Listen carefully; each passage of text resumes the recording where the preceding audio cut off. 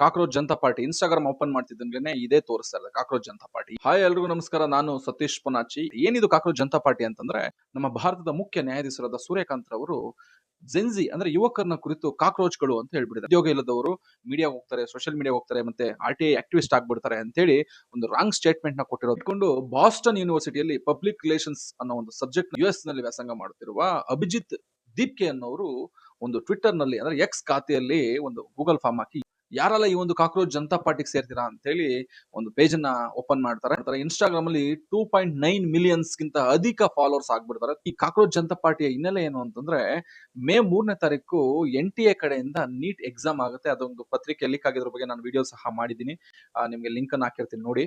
ಈ ಒಂದು ಪತ್ರಿಕೆ ಸೋರಿಕೆ ಆದ್ಮೇಲೆ ತುಂಬಾ ಜನದ ಲೈಫ್ ಹಾಳಾಗುತ್ತೆ, ಸುಸೈಡ್ ಮಾಡ್ಕೊಂತಾರೆ. ಅದ್ರಲ್ಲಿ ಒಬ್ಬ ರಾಜಸ್ಥಾನದ ಸ್ಟೂಡೆಂಟ್ ಪ್ರದೀಪ್ ಅವರು ಸಹ ಸುಸೈಡ್ ಮಾಡ್ಕೊಂತಾರೆ. ಒಂದು ಹುಡುಗ 3 ಜನ ಅಕ್ಕ ತಂಗಿಯರ ಜೊತೆ ಒಂದು ಬಾಡಿಗೆ ಮನೆಯಲ್ಲಿ ವಾಸವಾಗಿರ್ತಾನೆ. ಅವನು 650ಕ್ಕೂ ಹೆಚ್ಚು ಅಂಕಗಳು ಬರುತ್ತೆ ಅಂತ ಹೇಳಿ ತಮ್ಮ ತಂದೆಗೆ ಒಂದು ಮಾತನ್ನು ಕೊಟ್ಟಿರ್ತಾನೆ. ಆದ್ರೆ NTA ಈ ಎಕ್ಸಾಮ್ ನ ಕ್ಯಾನ್ಸಲ್ ಮಾಡಿ ಮರು ದಿನಾಂಕ ಕೊಡ್ತಾನೆ. ಅಂದ್ರೆ ನೆಕ್ಸ್ಟ್ ಎಕ್ಸಾಮ್ ಯಾವಾಗ ಅನೌನ್ಸ್ ಮಾಡ್ತೀವಿ ಅಂತ ಹೇಳಿದಾಗ ಈ ಹುಡುಗ ಮನನೊಂದು ಆತ್ಮಹತ್ಯೆಗೆ ಶರಣಾಗ್ಬಿಡ್ತಾನೆ. ಈ ಒಂದು ವಿಚಾರಣೆಯಲ್ಲಿ ಚೀಫ್ ಜಸ್ಟಿಸ್ ಸೂರ್ಯಕಾಂತ್ ಅವ್ರು ಏನಿದ್ರೆ, ಈ ಜೆನ್ಜಿ ಅಥವಾ ಯುವಕರೆಲ್ಲರೂ ಈ ಜಿರಳೆಗಳು ಅನ್ನೋ ತರ ಮಾತಾಡ್ಬಿಟ್ಟಿದ್ದಾರೆ.